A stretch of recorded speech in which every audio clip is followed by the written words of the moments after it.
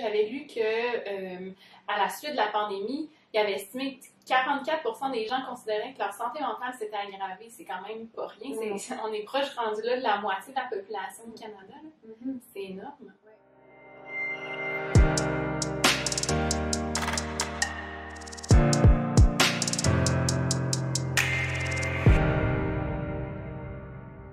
Bonjour, bienvenue dans une nouvelle capsule de sexologue. Aujourd'hui, on vous parle d'anxiété. Donc, thème assez populaire dans la société, c'est quelque chose que beaucoup de gens ressentent.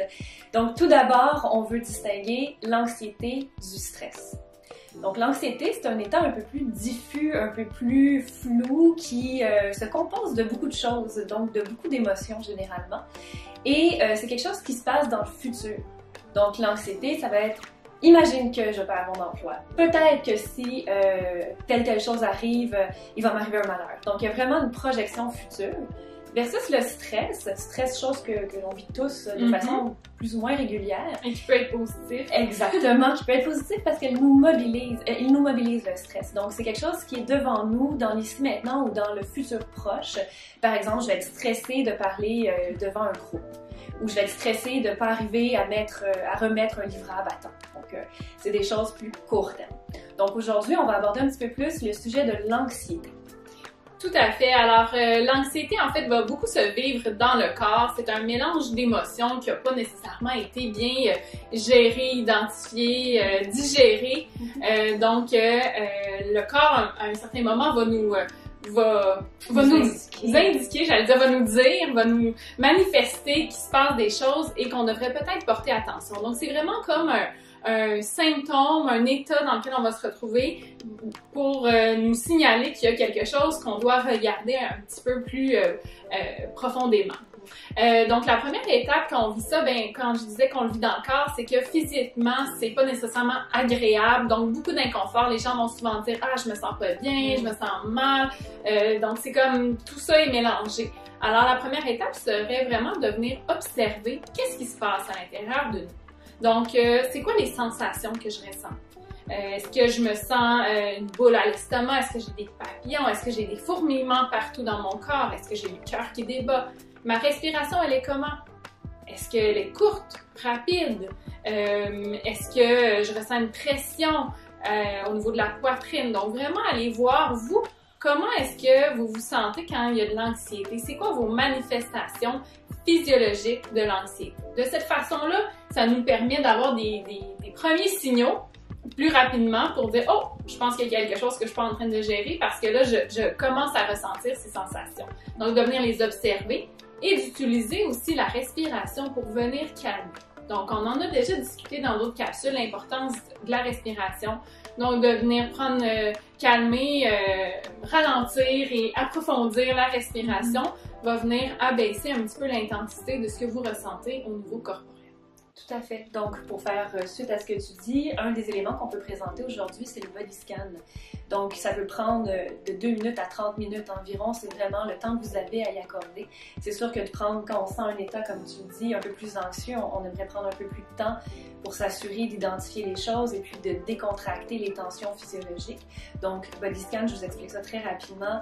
Donc, on va avoir dans notre imaginaire une impression comme une lumière, un scan corporel qui va passer du bout de nos orteils et qui va analyser chacune de nos parties l'une après l'autre. Donc, orteils, dessus du pied, talons, mollets, cuisses, etc. jusqu'au bout de la tête. Et à chacune de ces parties-là, on va se demander: qu'est-ce que je ressens? Puis surtout au niveau de la respiration, super important, elle est où? Est-ce qu'elle est au ventre? Est-ce qu'elle est au-dessus de la poitrine?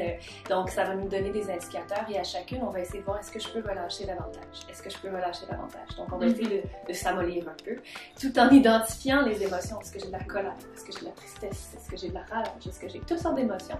Et donc, on va pouvoir prendre pouvoir dessus à ce moment-là. Une fois que le corps est un peu plus calme, on va aller dans la deuxième possibilité, c'est-à-dire celle de l'analyse cognitive de ce qui se produit. Donc, cognitivement, quelles sont les pensées qui m'habitent?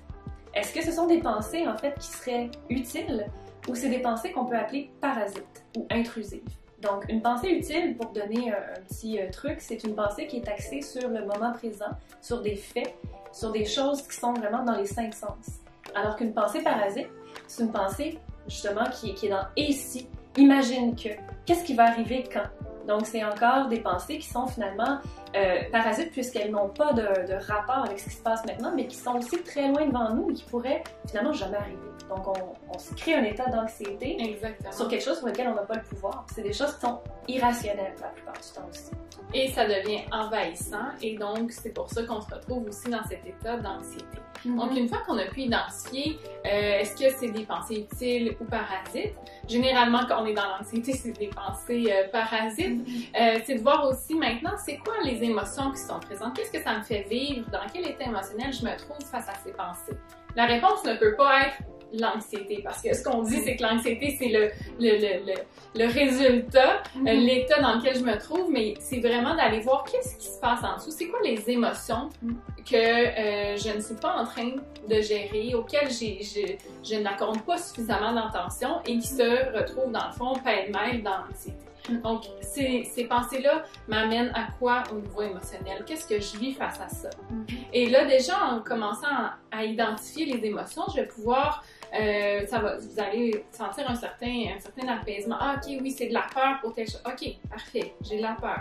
Donc, j'ai de la peur qui m'amène face à ces pensées-là et qui m'amène physiquement à ressentir telle ou telle sensation. Fait que déjà, on commence à établir un cadre un petit peu plus aidant dans lequel j'ai un certain contrôle. Après ça, c'est de voir, bon, ben, quand il y a des pensées utiles, hein, quand je me ramène à ici maintenant, qu'est-ce qui se passe, sur quoi qu'est-ce que ça va venir, sur quoi j'ai du contrôle dans la situation, ça aussi, émotionnellement, ça a un impact et ça va venir apaiser la situation, peut-être pas la situation comme telle, mais plutôt l'émotion, l'état dans lequel je vais me trouver. Donc, c'est vraiment de venir faire ce travail-là des sensations corporelles, on vient l'apaiser, on essaie de voir c'est quoi les pensées associées et l'émotion qui est sous-jacente pour éventuellement me dire, bon, maintenant, dans l'ici et maintenant, si je prends davantage de temps pour les pensées utiles, qu'est-ce que ça vient, comment est-ce que ça vient apaiser aussi l'émotion associée? Tout à fait. Parce que quand on est en fait dans un sentiment plus fort de contrôle, de pouvoir, quand on a des actions déterminées dans notre tête, normalement ça libère un peu cette anxiété-là. Tout à fait. Donc, l'anxiété, c'est vraiment un état de perte de contrôle, perte de pouvoir sur sa vie. Donc, quand je viens focusser sur quoi j'ai du contrôle présentement, ben ça me donne un sentiment plus grand de pouvoir sur ma vie et donc de pouvoir me mettre en action un peu plus et aussi de venir apaiser l'anxiété au final. Oui. Donc, on espère que cette capsule vous a aidé à peut-être trouver des nouvelles stratégies pour faire face à l'anxiété, puis à vous donner aussi plus d'espoir par rapport à votre contrôle sur cet état d'être.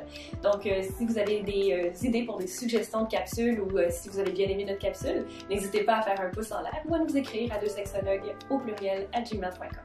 Merci! Ça fait juste comme Hey! Salut! Savais-tu qu'il y avait beaucoup d'anxiété dans ce monde? Surtout depuis la pandémie.